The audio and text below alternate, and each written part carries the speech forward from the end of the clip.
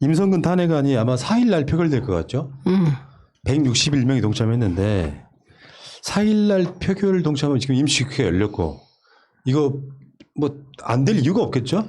이거 통과 안 되면 원내대표 그만두게 돼서 하게 될 거예요. 근데 이런 논리를 하나 만들더라고요. 2월 28일 이 사람 퇴임일인데 그 이전에 헌재가 열리면 모를까 열리지 않으면 각하될 거다. 이런 이야기를 하고 있는 언론들이 있습니다. 그게 이제 시기상으로 늦었다는 안타까움이죠. 그게. 네. 그런데 그렇게 미래에 어쩔 거니가 어쩌고 이거는 전형적인 물타기 논리라 무시하고 그냥 탄핵은 탄핵하는 거예요. 그렇죠. 그런 결과물보다 중요한 건 그런 어마어마한 위헌적 판사가 있어도 징계할 방법이 없다는 게 문제거든요. 이런 측면에서는 꼭 해야 될 것 같고요. 4일을 한번 기대를 한번 해보고 이런 그 개혁적 느낌 180석의 위험을 보여주는 많이 보여줄수록 저는 지지층의 힘은 단단해진다고 보거든요. 자꾸 당대표가 물러서 엄중해서 이런 식 말고 지금 그럴 시기라고 저는 봐요. 굉장히 세고 강력하고 개혁적으로 나가야 돼.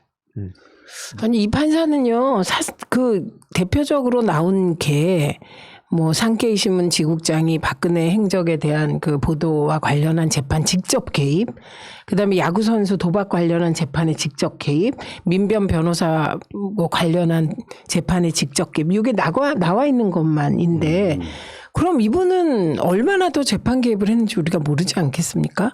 그리고 이게 좀 일상화돼 있을 거라는 느낌이 들잖아요. 그러니까 1심 선고문에도 위헌적이다라는 게 여러 번 나오니까 저는 이게 국민의힘이 그러면 판사 이런 의심을 해봤죠. 주호영 원내대표 판사시잖아요. 판사 출신이시잖아요. 그러면 보수 쪽은 이렇게 암암리에 늘 재판에 서로 개입하고 봐주고 그래서 이렇게 이걸 문제라고 생각 안 하나 이런 생각이 오히려 들더라고요. 더 골 때리는 게 주호영이 니들이 그러면 김명수 대법원장 탄핵안 받을 거야. 그거 뜬금포. 진짜 말도 안 되는 거잖아요. 이건 언론에서도 뜬금포라는 식으로 써요. 100석밖에 안 되는 것들이 꼭 이러고 있어요. 가능하긴 해? 가능도 안 하지만 왜 김명수 위원장이 뭐 탄핵하라고 시켰나? 댓글이 뭐라고 달린지 아세요? 제발 그렇게 해주세요. 김명수 마음에 안 들어요. 맞아요. 그런 사람 답답하다고 느끼는 거죠, 사람들이. 그러니까 이런 놈이 있거든요. 조국 장관 재판이나 최강욱 의원 재판에서 보면 1심 판사들이 막 이상한 짓거리 해버리잖아요. 말도 안 되는 판결이야. 2심도 딱히 믿기는 어려운데 대개 이런 재판들이 대법원 가면 뒤집히는 건 김명수 혐의예요. 상식적으로 보는 시각이 어느 정도는 있어요. 이재명 지사 건은 그랬죠. 예. 그런 측면이 좀 작용하기 때문에 어쨌건 김명수 대법원장 탄핵한다고 하는 것은 정말 뜬금포인데 이상하게 그 자리가 그런 자리인가 봐요. 제가 그런 얘기 해드렸거든. 심재철, 정우택, 김성태, 나경원 공통점이 무엇일까요? 원내대표 출신들인데 다 떨어진 사람들이에요.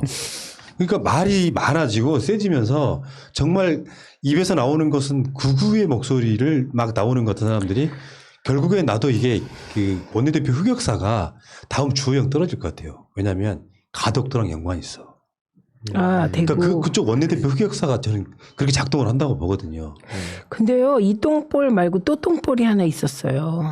국민의힘이 임시국회 대응 그 문건을 배포했는데 정부의 성폭행 프레임을 씌워라. 이게 공식 지침으로. 저도 봤어요. 그죠? 그거 보셨죠? 네. 그래서 오늘은 그냥 정말 그 굵직굵직한 그 이슈가 여러 개 나온 거예요. 읽어드릴게요. 발언 시간 배분을 통한 질문 시간 적절한 활용. 질문자 4인 질문 시작부터 결론까지 일관된 프레임 씌우기 전략 구사. 반기업, 반시장경제, 반법치주의, 성폭행 프레임 씌우기 집중 필요. 2. 지속적인 용어 반복과 이슈 재생산 필요. 경제 무능, 도덕 이중성, 북한 퍼주기 이미지 각인. 대정부 질문할 때 계속 이러겠죠? 와, 이게 그러니까 요게 딱 어디 지침과 유사하냐면 괴벨스 지침이 이거예요. 반복하라. 처음에는 한두 번 의심하는데 반복하면 믿는다. 그런 가짜 프레임 전략. 근데 이거 패착이에요. 왜냐하면은 국민의 짐은 늘 그러한 정당이었어요. 발목 잡는 정당이었다고. 이 사람들이 그 아젠다를 세게 갖고잖아요. 그러면 중도층이 떠나요. 자기들끼리만 뭉쳐요. 그리고 성폭행을 정쟁의 도구로 사용하겠다는 걸 명시한 문건이잖아요. 2차 가해네. 그렇죠. 논리로 따지면. 그렇죠. 참, 참. 이 똑같은 것들이 일베를 통해서 계속 확산되고 있고 그런 거 보면서 이제 명백히 드러난다 생각하는데 가만히 이제 들여다봤어요. 이런 판사들을 도대체 왜 옹호를 하고 있을까? 일반 친구들이 그런 특히 일베 같은 데서 무슨 논리를 하나 보니까 뭐 다 그런 건 아니겠지만 그런 게 좀 있는 것 같아요. 소위 말해서 이 재벌 자녀라든지 공부 열심히 해갖고 판사 검사 되고 하면은 그럴 자격이 주어지는 것 같이 생각하는 것 같더라고요. 뭐 그러니까 한마디로 오히려 검소하네. 뭐 그 정도쯤이야. 약간 이런 생각을 하는 것 같은데 그런 분들한테는 꼭 그 책을 한번 읽어보라 하고 싶어요. 그 마이클 샌델의 공정하다는 착각. 이게 이제 그 시험만이 공정하다고 생각하는 사람들이 흔히 이런 오류를 저지를 수 있는데 뭐 아무튼 여기서 얘기를 길게 할 수는 없지만 결국에는 아무튼 시험만이 공정하다는 착각에서 벗어나야 이 다음 사회로 우리가 갈 수 있다. 네. 이런 말씀 드리고 싶습니다. 그리고 이 주제랑 상관이 없는데 김종인이 부산 가서 가덕도 이야기하면서 해저터널까지 거기다 얹었잖아요. 그러면서 부산에 가서는 어떤 냄새를 풍겼냐면 이거 당론이야. 당론 아니라는 게 바로 증거로 드러났죠.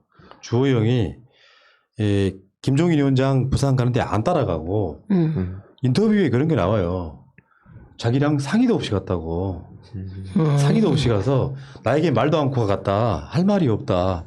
그리고 자기는 반대한다는 입장을 어제 분명히 했습니다.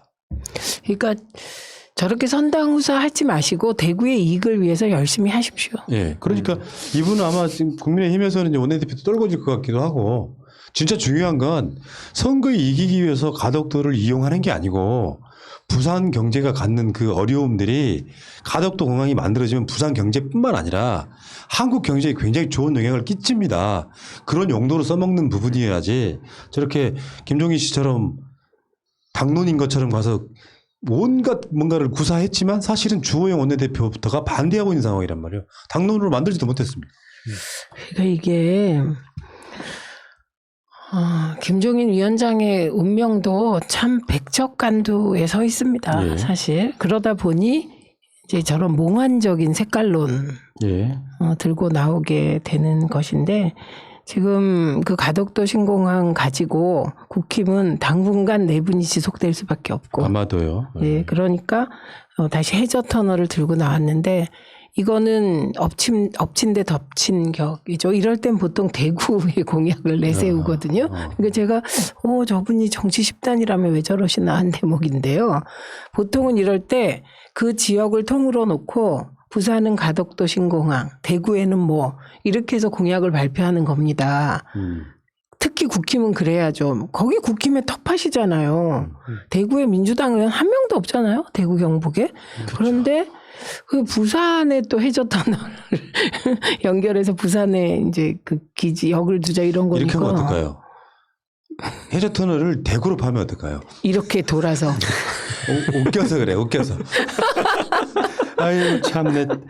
제가 봤을 때 아까 북원추를 끌어오는 이유 중에 하나가 부산까지도 위험하다고 느끼는 부분이 있겠죠, 분명히. 그래서 부산에서는 조금 소구력이 있지 않겠습니까? 예. 부산의 그 노년층에는 좀 소구력이 있을 것 같고 서울은 예. 서울에서는 뭐 이건 완전 그건 필패 카드죠. 색깔로. 그따 이야기 한번 해볼게요. 그냥 여기까지.